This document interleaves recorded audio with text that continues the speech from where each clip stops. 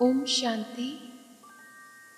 जो बच्चे बाप के कर्तव्य में निमित्त बने हुए हैं, उन्हों को यह बात हर वक्त याद रखनी है कि हमें हर समय हर हालत में एवर रेडी और ऑल राउंड होना है।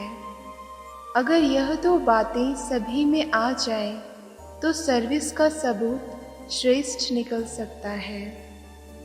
आप निमित्त बने हुए बच्चों को यह स्लोगन याद रखना चाहिए कि हम जो कर्म करेंगे मुझे देख और सभी करेंगे। हर समय अपने को ऐसा समझो जैसे ड्रामा के स्टेज पर सभी के सामने हम पार्ट बजा रहे हैं। एक होता है अपने आप से रिहर्सल, एक होता है स्टेज पर सभी के सामने पार्ट बजाना। तो स्टेज पर एक्ट करने वाले का अपने ऊपर कितना ध्यान रहता है। एक एक एक्ट पर हर समय अटेंशन रहता है। हाथों पर, पाँव पर, आँखों पर, सभी पर ध्यान रहता है। अगर कोई भी बात नीचे ऊपर होती है तो एक्टर के एक्ट में शोभा नहीं देती। तो ऐसे अपने को समझकर चलना है।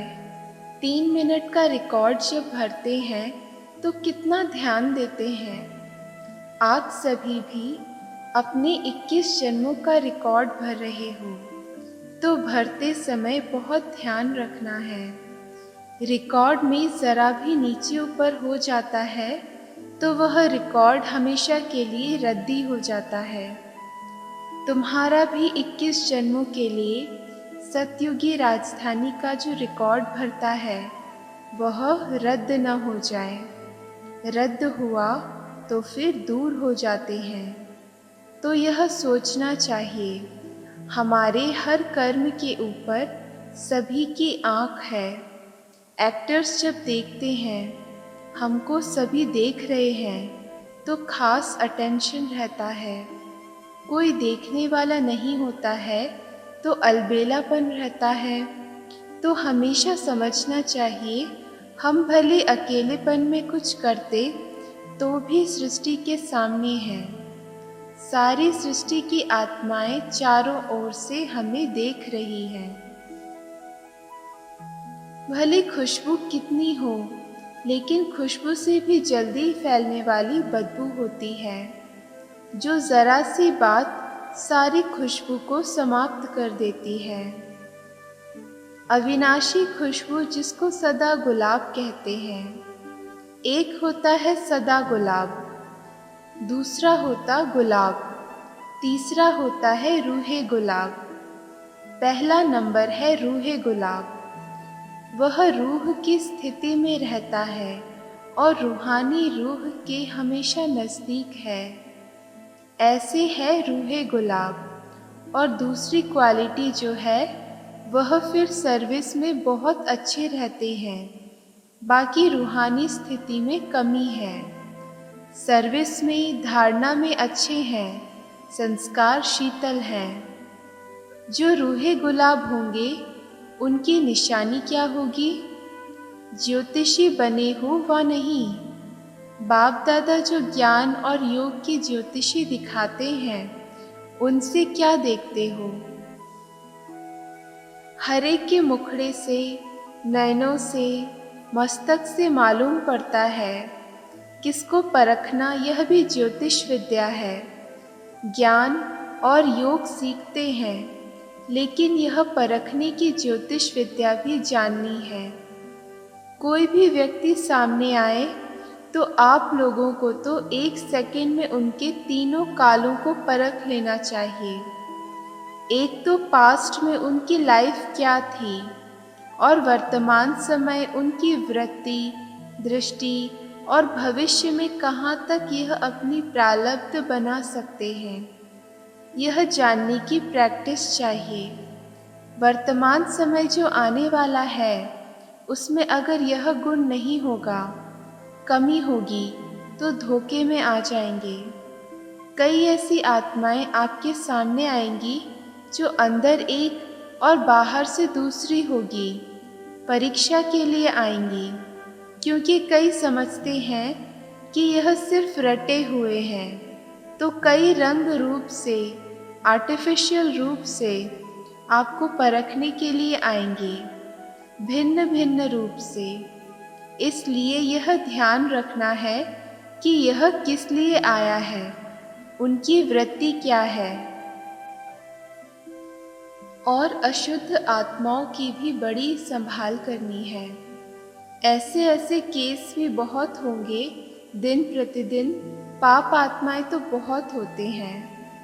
आपदाएं, अकाली मृत्यु, पाप कर्म बढ़ते जाते हैं, तो उन्हों की वासनाएं जो रह जाती हैं वह फिर अशुद्ध आत्माओं के रूप में भटकती हैं। इसलिए यह भी बहुत बड़ी संभाल रखनी है।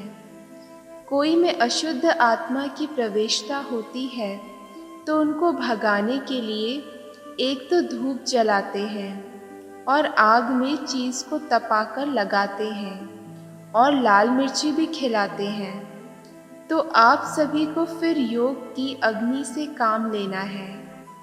हर कर्मेंद्रियों को योग अग्नि में तपाना है, तो फिर कोई वार नहीं कर सकेंगे। थोड़ा भी कहाँ ढीलापन हुआ, कोई भी कर्मेंद्रियां ढीली हुई तो फिर प्रवेशता हो सकती है।